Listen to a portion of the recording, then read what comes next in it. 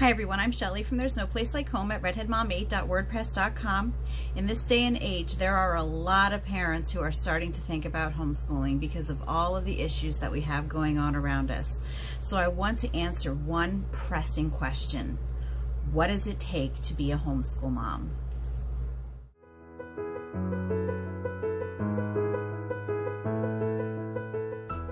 One thing out of the way right away, because I know that I'm probably going to have some people asking me, well, what about a homeschool dad? And it's really hard for me to answer that question because I am not a homeschool dad. I am a homeschool mom. And what I can tell you is that the qualities of a homeschool mom are probably very similar to the qualities of a homeschool dad. But I can't personally speak to what being a homeschool dad is all about because I am not one. I'm just going to speak from my experience. So the first things that I want to talk about are what a homeschool mom does not have to be.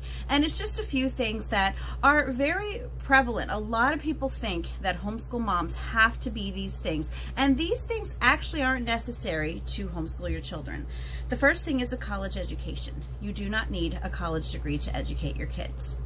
The second is wealth. You don't have to be wealthy to educate your children. Now, yes, you are going to have to learn how to budget.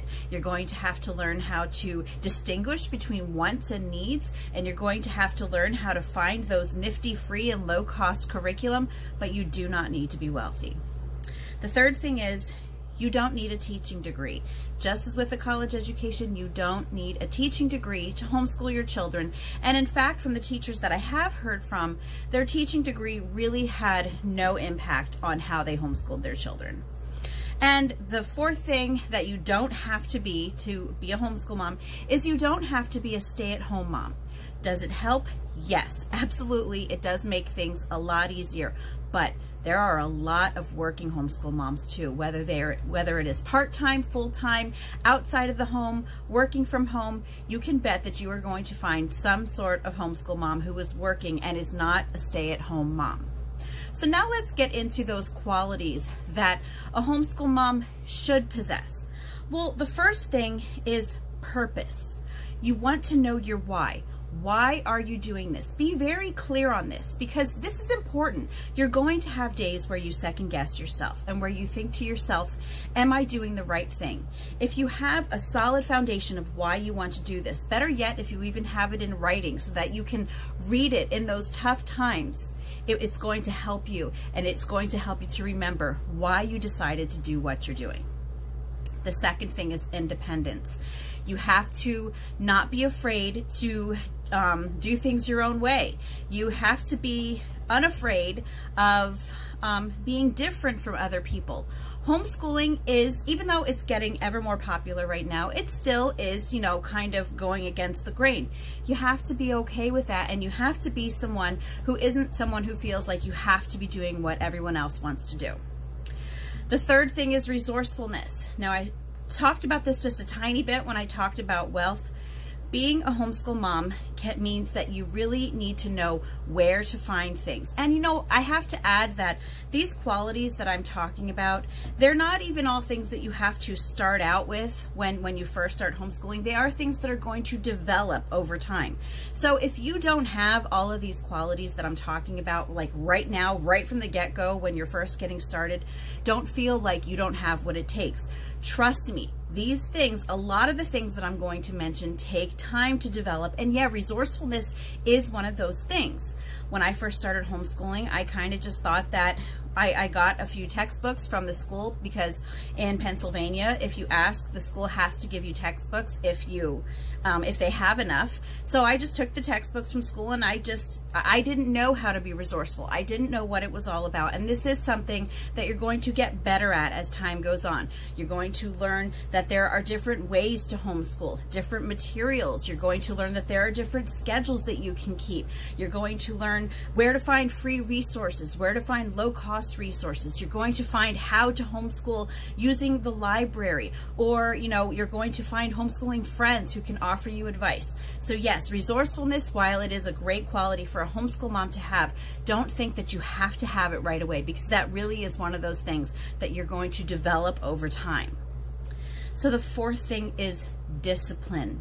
This is very, very important.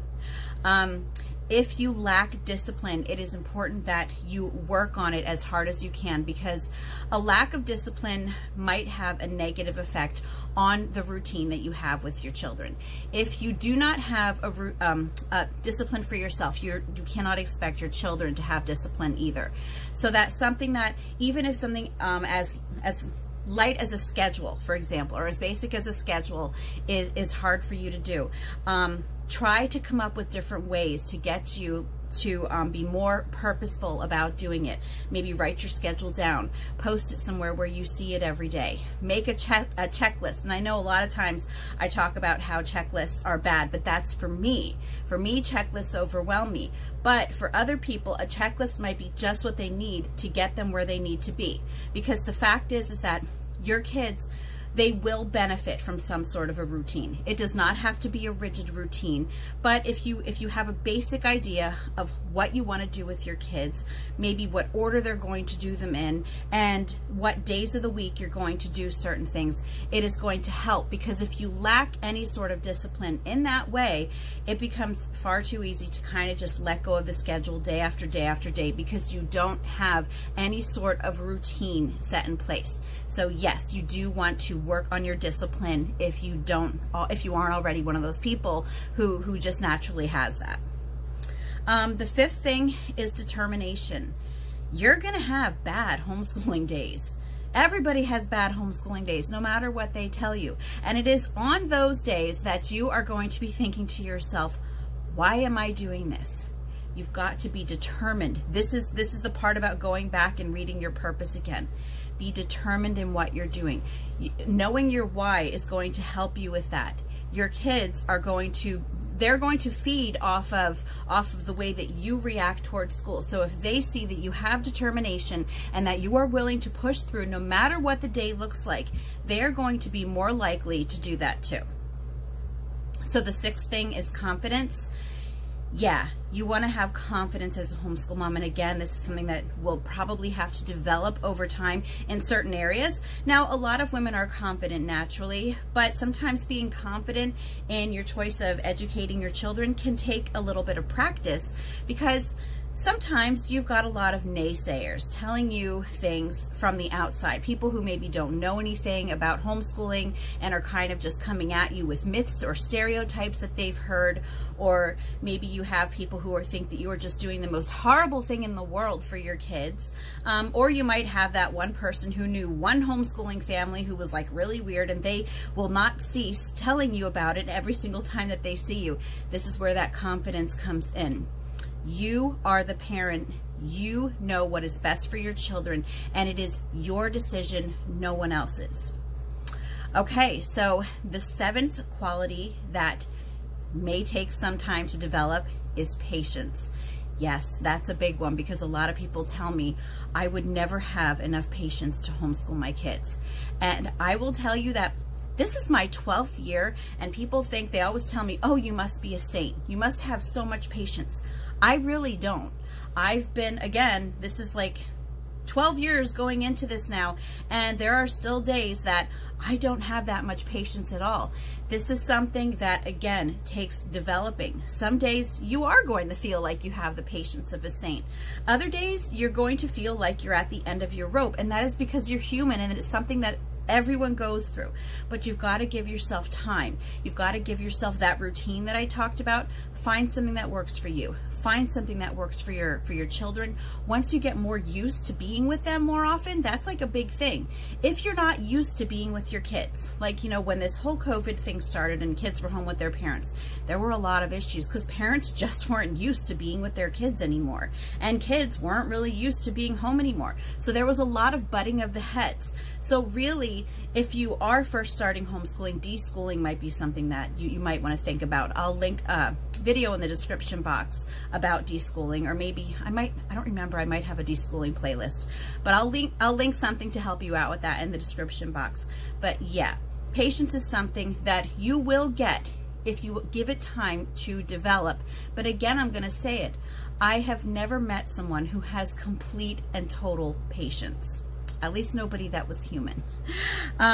Anyway, and the eighth one, and this is obviously the most It's the most basic one, and it's the biggest one, and I saved it for last because this is the one thing that, above all of the other traits that I talked about, if you have this one thing, you are well equipped to start working on those other traits that you need.